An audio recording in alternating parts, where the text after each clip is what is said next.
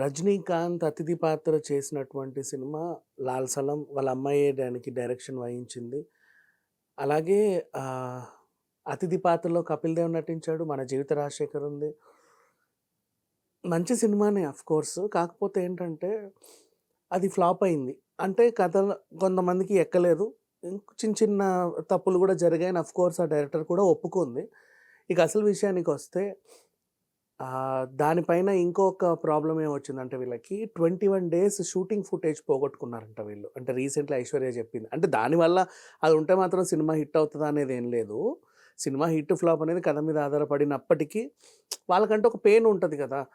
చాలా వరకు మనకు సినిమాలు చూస్తానే ఉంటాము. కొన్ని కొన్ని సినిమాలు చాలా వరకు ఫ్లాప్ అవుతా ఉంటాయి. ఏంటిది అర్థం కాకుండా ఉంది. దీంట్లో అదుంటే బావుండు, ఇదుంటే బావుండు అంటారు. ఈవెన్ 'లైగర్‌కి' కూడా ఈ కష్టాలొచ్చాయి. ఈవెన్ అదే కాదు మన దీనికి కూడా 'ఏజెంట్' సినిమాకి కూడా. అంటే వీళ్ళు ఎక్కడికో ఎళ్లి షూటింగ్ చేసుకొని వస్తారు పాపం. పెద్ద సెట్టేసి. వీళ్ళ ఫుటేజ్ కాస్త ఎడిటింగ్ రూమ్‌లోనో లేకపోతే ఇంకెక్కడనో సంథింగ్ సమ్‌వేర్ పోయిందనుకోండి. అది చాలా వరకు నష్టమే. కాకపోతే అంటే ఆ బాధ వాళ్ళకి మాత్రమే తెలుసు. వీళ్ళేంటంటే ఆ 21 డేస్ పెద్ద క్రికెట్ స్టేడియం సెట్టేసి చాలా గ్రాండ్‌గా తీశారంట. సో, ఆ ఫుటేజ్ అంతా కూడా ఎడిటింగ్ రూమ్‌కొచ్చేసరికి అది పోయింది. ఏదో చిన్న ప్రాబ్లమ్ వల్ల టెక్నికల్‌గా. దాన్ని మళ్ళీ షూట్ చేయలేరు. బ్యాక్ తెప్పించాలంటే ఏం చేయాలో అర్థం కాదు చాలామందికి. ఆ పెయిన్ అనేది వాళ్ళకే ఉంటది. అన్ని కోట్లు ఖర్చు పెట్టాం. అబ్బా! అదుంటే బావుండు.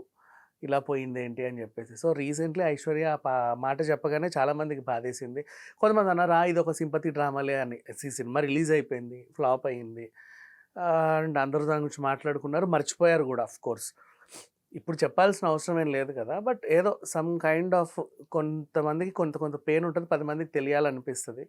సో, ఐశ్వర్య ఈ సి ఈ సినిమాని ఆఫ్‌కోర్స్ తను అనుభవంతో తీసిందా? అనుభవం లేక తీసిందా? లేకపోతే వాళ్ళ డ్యాడీ నటిస్తాడు కాబట్టి సినిమా ఏదో రకంగా హిట్ అవుతదని తీసిందా తెలీదు.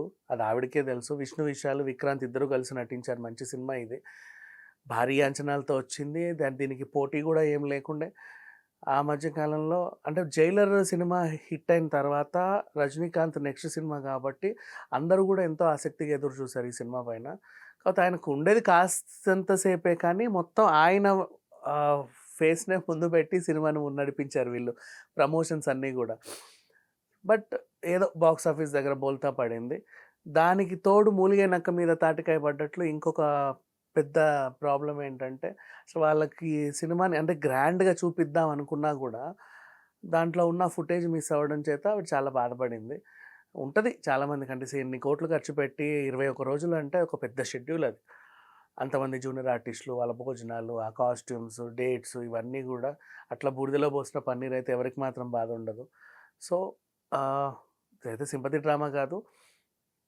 చాలా మందికి జరుగుతా ఉంటాయి ఇట్లాంటివన్నీ. షూటింగ్ అంతా అయిపోయి ల్యాబ్ దాకా వస్తది. ల్యాబ్‌లో ఏంటంటే ఆహ్, తెలుసో తెలియకో మరి ఏదో సంథింగ్ జాగ్రత్త పడాలి. బట్ సమ్ టైమ్స్ అవుతాయి. అందరికి అందరి జీవితాల్లోనూ అవుతాయి. అలాగే ఐశ్వర్యకి కూడా అయింది. విన్న వాళ్ళు మాత్రం అయ్యో పాపం అంటున్నారు. నమ్మని వాళ్ళు మాత్రం సింపతి అంటున్నారు. ఏదేమైనప్పటికీ ఆవిడ బాధ మాత్రం ఆవిడకే తెలుసు. Thank you so much.